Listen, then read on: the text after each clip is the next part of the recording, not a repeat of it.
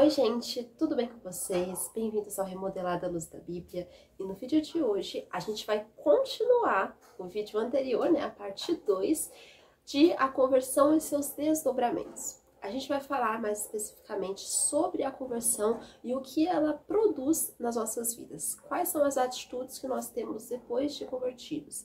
Como a conversão impacta o nosso ser, impacta as nossas atitudes, os nossos pensamentos, o nosso viver. Mas antes, vamos começar?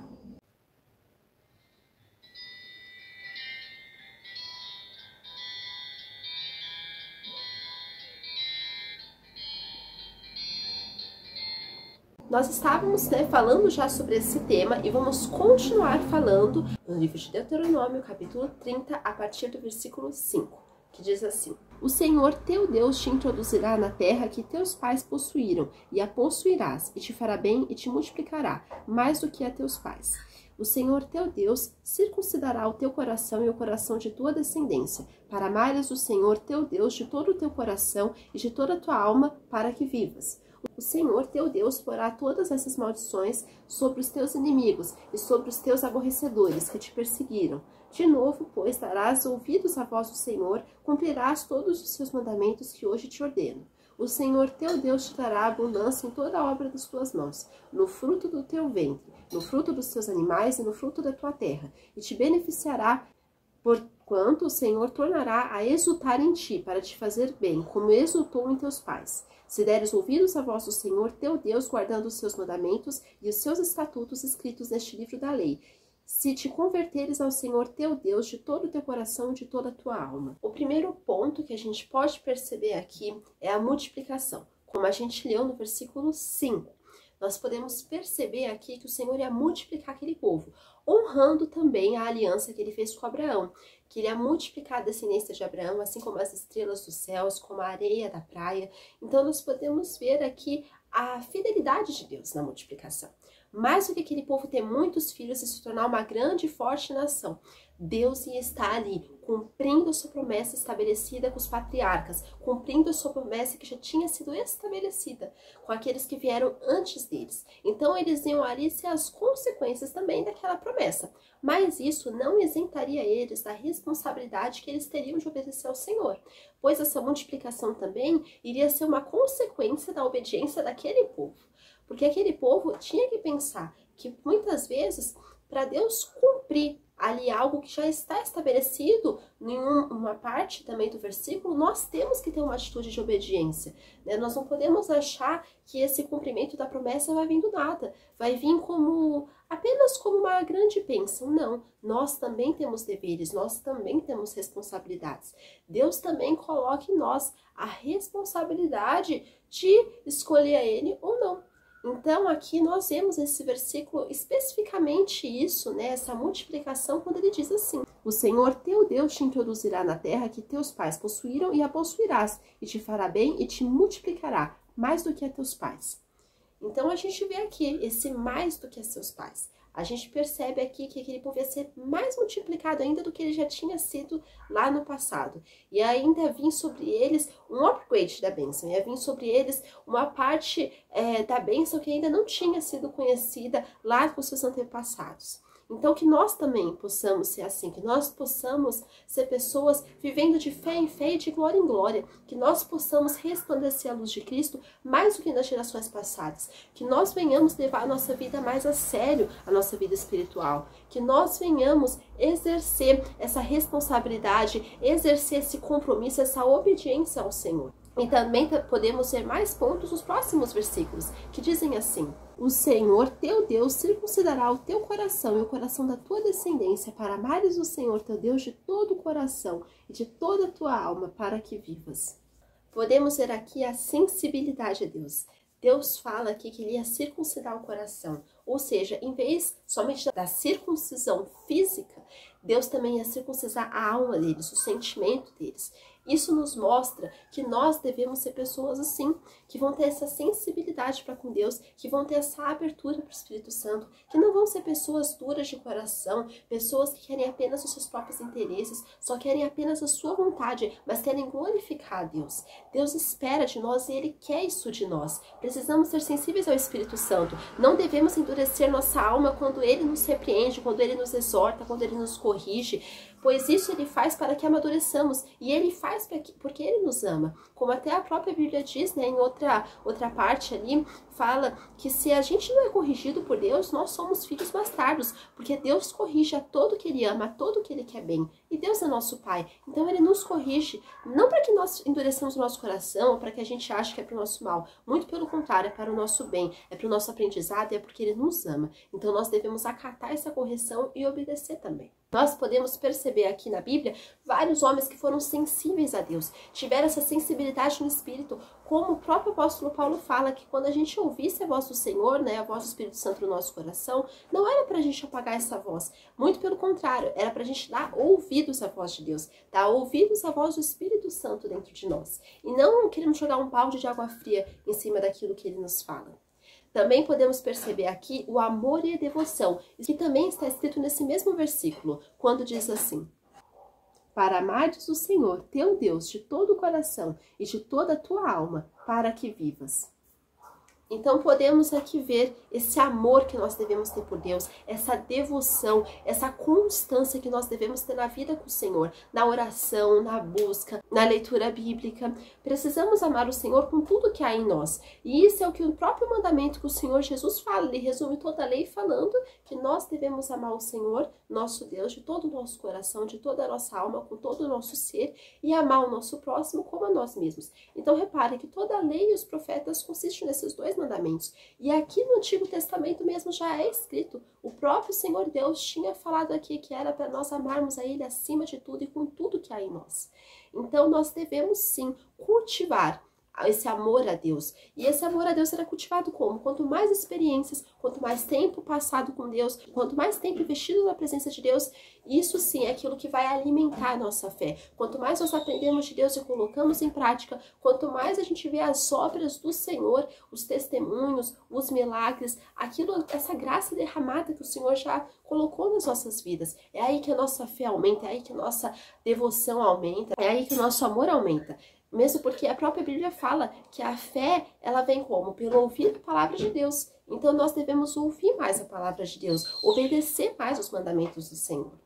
Então podemos perceber outro ponto muito importante quando o versículo 6 diz assim, bem no finalzinho: para que vivas. Podemos perceber aqui que o Senhor quer que a gente tenha essa vida em abundância. O Senhor quer que a gente tenha uma vida em devoção a Ele. Então nós precisamos reconhecer o que é a vida. Reconhecer que a vida é uma recompensa, é um presente do Senhor.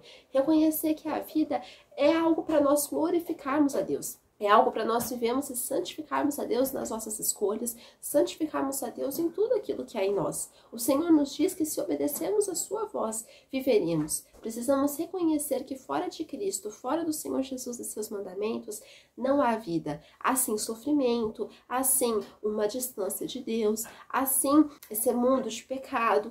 Isso há numa vida distante de Deus, mas uma vida com Deus nos conduz ao céu. Uma vida com Deus serve para glorificar o Senhor, servir de testemunho e testemunhar o seu nome para todas as pessoas, e que a nossa vida venha a ser uma vida usada por Deus, que nós venhamos ser usados e aprovados por Deus. Também podemos perceber aqui nos próximos versículos que dizem assim: o Senhor teu Deus porá todas essas maldições sobre os teus inimigos e sobre os teus aborrecedores que te perseguiram.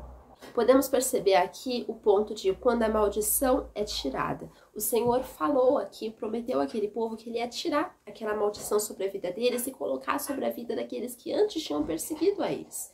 Deus iria tirar a maldição do seu povo, pondo-a perante seus perseguidores, assim como Ele fez lá no Egito, que Ele mandava ali as pragas, só que as pragas não vinham para aquele povo. As pragas, elas, se o povo realmente obedecesse, né? Quando a gente vê até a última praga, a morte dos primogênitos, se eles fossem fiéis, se passasse o sangue nos umbrais das portas, não ia vir aquela consequência cruel na vida deles. Quando nos convertemos a Deus, Deus tira a condenação de sobre nós e coloca sobre Satanás. Ele coloca aquilo ali como já está quitado, porque o sacrifício de Cristo fez isso, ele quitou as nossas dívidas, mas nós precisamos aceitar isso. Nós precisamos nos arrepender dos nossos pecados, confessar eles ao Senhor e Ele nos perdoará. Nós também podemos perceber a fidelidade de Deus, mais expressa ainda no versículo 8, que diz assim: de novo, pois, darás ouvidos à voz do Senhor, cumprirás todos os seus mandamentos que hoje te ordeno. O Espírito Santo nos ensina a sermos fiéis a Ele, mas a fidelidade é um atributo de Deus. Então, se Deus é fiel, a gente olhando para Ele e obedecendo a Ele, vamos ser fiéis também a Ele e às outras pessoas que estão à nossa volta. Pois Ele sim é aquele que pode nos ensinar verdadeiramente como nós devemos viver a nossa vida. A fidelidade a Deus, ela é para quando nós estamos tanto passando por momentos bons, tanto passando por problemas, por momentos ruins, por circunstâncias adversas. Então, a fidelidade a Deus, ela é algo que vai, vamos falar assim, proteger o nosso coração, de não nos macularmos quando algo de ruim acontecer conosco. A fidelidade a Deus é aquilo que vai estar lá dentro do nosso coração, não nos deixando nos desviar para outras coisas, para outros caminhos, nos desviarmos do Senhor. Não, a fidelidade a Deus, ela realmente tem que estar no nosso coração. A fidelidade é um fruto do Espírito e Ele é aquele que coloca isso dentro de nós. E Deus é aquele que nos ensina a como praticarmos isso. Podemos perceber também mais coisas nos próximos versículos. O Senhor teu Deus te dará abundância em toda a obra de tuas mãos, no fruto do teu ventre, no fruto dos teus animais e no fruto da tua terra, e te beneficiará, porquanto o Senhor tornará a exultar em ti, para te fazer bem, como exultou em teus pais. Podemos ver aqui a bênção.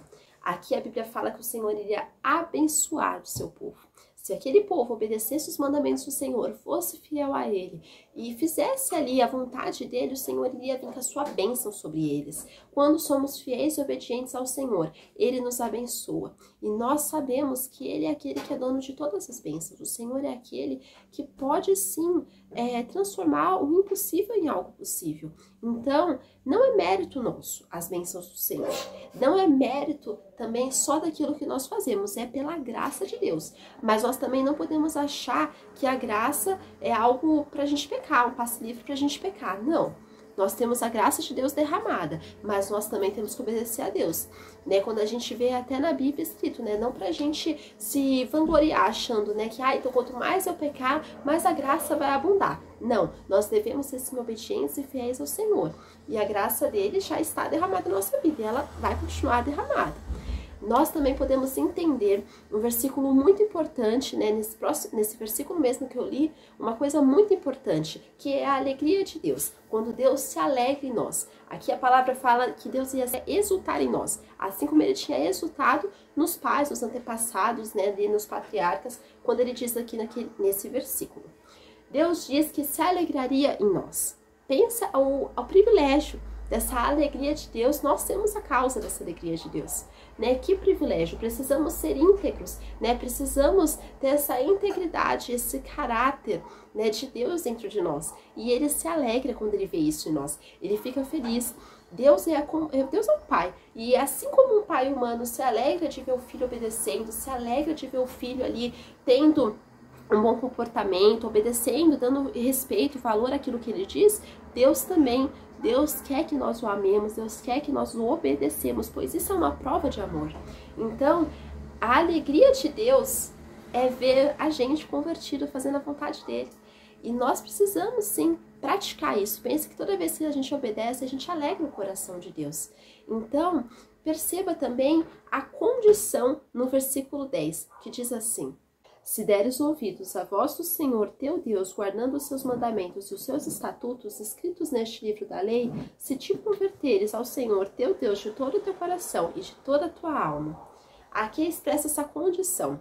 Precisamos querer mudar, precisamos querer sim a conversão, precisamos querer ser transformados por Deus. Devemos nos converter ao Senhor todos os dias e abandonar as velhas práticas, abandonar os pecados, abandonar as velhas obras da velha natureza. E seguirmos ao alvo, seguirmos ao Senhor, seguirmos Ele aonde quer que Ele vá, obedecendo seus mandamentos e fazendo a vontade dEle. Então essa é a condição que é expressa aqui, que Deus iria sim fazer tudo isso na vida do povo, mas Deus queria que o povo obedecesse. Deus quer que nós o obedecemos e Ele vai suprir tudo aquilo que está muitas vezes até faltando nas nossas vidas. Deus vai suprir, mas Ele quer que nós sejamos fiéis a Ele e o coloquemos acima de todas as coisas no nosso coração. E essa mensagem eu quero deixar com vocês, que a conversão venha estar nos nossos corações e que esses desdobramentos venham se derramar na vida de outras pessoas também como um testemunho vivo da nossa vida com Deus. Fiquem com Deus, que Deus abençoe a vida de vocês. Tchau!